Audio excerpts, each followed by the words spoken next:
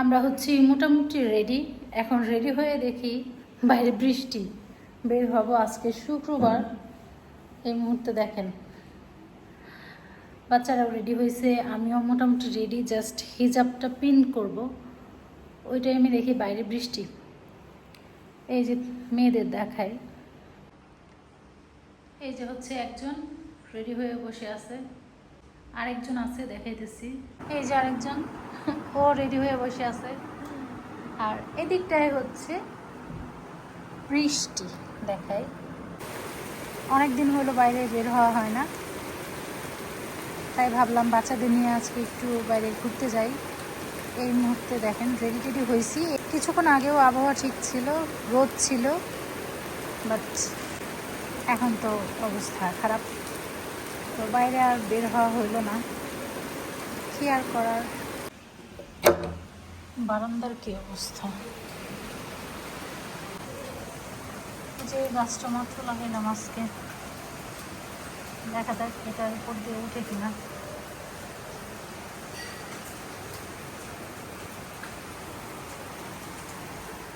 আসসালামু আলাইকুম, রূপস nest channel থেকে আপনাদের সাথে আছি আমি রূপা। কেমন আছেন সবাই? আশা করছি যে যেখান থেকে আমার এই আজকের ব্লগটি দেখছেন সবাই সুস্থ আছেন, ভালো আছেন। আলহামদুলিল্লাহ, আল্লাহর অশেষ মেহেরবানিতে আমরাও ভালো আছি। চলে এলাম বরাবরের মতো আরও একটি ব্লগ ভিডিও নিয়ে।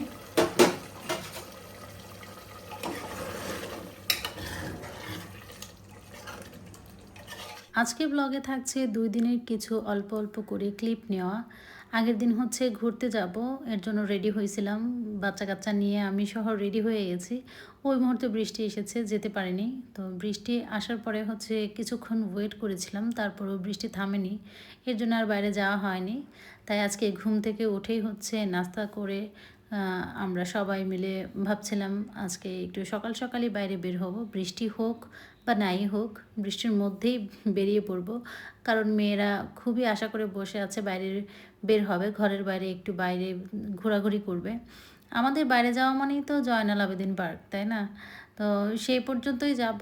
তবে বৃষ্টির সময় ওইখানে গিয়ে কিন্তু অনেক মজা হয়েছিল, মানে খুবই ভালো লাগছে। এমনিতে অনেক গ্যাদারিং থাকে, অনেক লোকজন থাকে, তাই আর ওরকম ভালো লাগে না।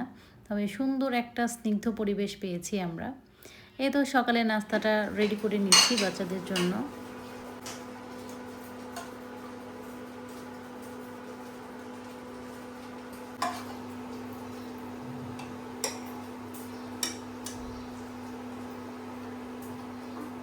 আজকে নাস্তায় হচ্ছে বাচ্চাদের জন্য দিচ্ছি পরোটা, আর হচ্ছে রাতের কিছু লেফট ওভার গরুর মাংস ছিল, সেগুলো দিয়ে সকাল সকাল চালিয়ে নেব। এরপর দুপুরের জন্য রান্নাবান্না করব। তো দুপুরে রান্নাবান্না করতে যতক্ষণ সময় লাগে আর কি, এরপরই হচ্ছে বেরিয়ে পড়ব বাচ্চাদের নিয়ে। কয়েকদিন যাবৎ এত বৃষ্টি হচ্ছে, মানে সকাল হলে বৃষ্টি থাকে না, আবার দুপুর থেকে শুরু হয় কিংবা বিকাল থেকে শুরু হয়। এই বৃষ্টির ঝামেলা আর ভালো লাগছে না।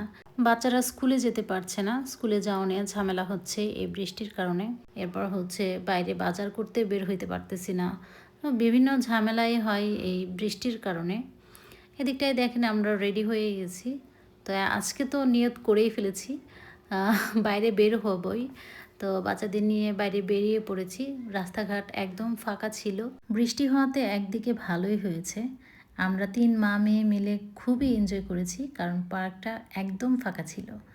এই পার্কে হাঁটা যেত না, এত পরিমাণ লোকজন ছিল, মানে প্রতিদিন থাকে। তবে ছুটির দিনগুলোতে অনেক বেশি ভিড় থাকে। লোকজনের ভিড়ের কারণে মানে ভালোভাবে কোনো কিছু দেখা যেত না কিংবা একটু বসা যেত না, এরকম গ্যাদারিং থাকতো। তবে আজকের পরিবেশটা বলে বোঝানোর মতো না, আপনারা দেখেই হয়তো বুঝতে পারছেন কত সুন্দর একটা স্নিগ্ধ পরিবেশ। তো এটা দেখে মনে হচ্ছিল গাছগুলি কে যেন পরিষ্কার করে দিয়ে গেছে, কে যেন ধুয়ে মুছে ক্লিন করে রাখছে। আর তাছাড়া আবহাওয়াটা কিন্তু বৃষ্টি বৃষ্টি ভাব, মেঘলা আচ্ছন্ন পরিবেশ, এর জন্য আরও বেশি ভালো লাগছে।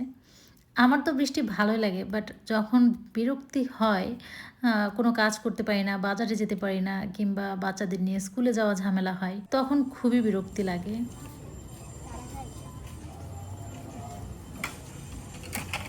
কেমন? না আমি খাবো না।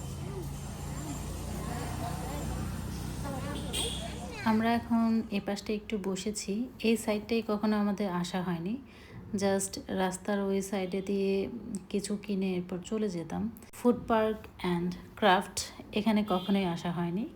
তো আজকে ভাবলাম যে দেখি কি পাওয়া যায়, কেমন টেস্ট। আমার বাচ্চারা কিন্তু সবসময় রেস্টুরেন্টে খেয়েই অভ্যস্ত। তো রেস্টুরেন্ট ছাড়া এখানে এসে ওরা বলছে কেমন টেস্ট হবে না হবে, মানে পছন্দ করতেছিল না। তবে অনেস্টলি খাওয়ার পরে বুঝলাম, মানে পরিবেশ অনুযায়ী সব কিছু মোটামুটি অ্যাভারেজ আছে, বেশি একটা খারাপ লাগেনি। মেয়েরাও ভালোভাবেই খেয়েছে। লুকটা হয়তো একটু অন্যরকম হইতে পারে, যেমন ধরেন এই যে ফ্রাইড রাইসের আসল কালারটাই আসে নাই, একজ্যাক্ট যে কালারটা বিরিয়ানির টাইপের কালার হয়ে গেছে। আর হচ্ছে মিট বক্সটা ভালো ছিল, মাংসের পরিমাণটা ভালো ছিল, অনেক কোয়ান্টিটি খুবই ভালো ছিল। তো এটা মেয়ে খেয়েছে, আমিও খেয়েছি। ছোট্ট একটা মিট বক্স, এই বক্সের খাবারগুলি আমরা ফিনিশ করতে পারি নাই। তো এখান থেকে খেয়ে আমরা সরাসরি বাসায় চলে যাব। বাসায় গিয়ে হচ্ছে আজকে আমার গলুর জন্য ডক্টরের কাছে যাইতে হবে। তো ডক্টরের কাছে গিয়ে এরপর ওকে ট্রিম করাবো।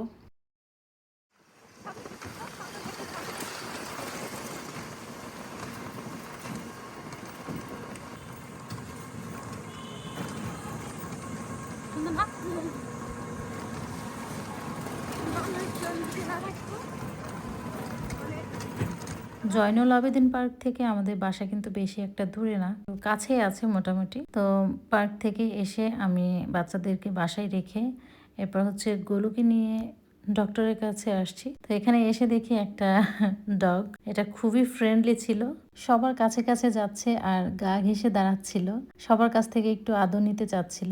আমি কিন্তু হসপিটালে আসলে কখনোই আমার বিড়ালকে বাইরে বের করি না কিংবা একটু হাঁটতে দিই না, কারণ এখানে বিভিন্ন ধরনের ভাইরাস থাকতে পারে, এর জন্য আমি ওকে বাইরেই বের করি না। আজকে এই পর্যন্তই। আল্লাহ হাফেজ।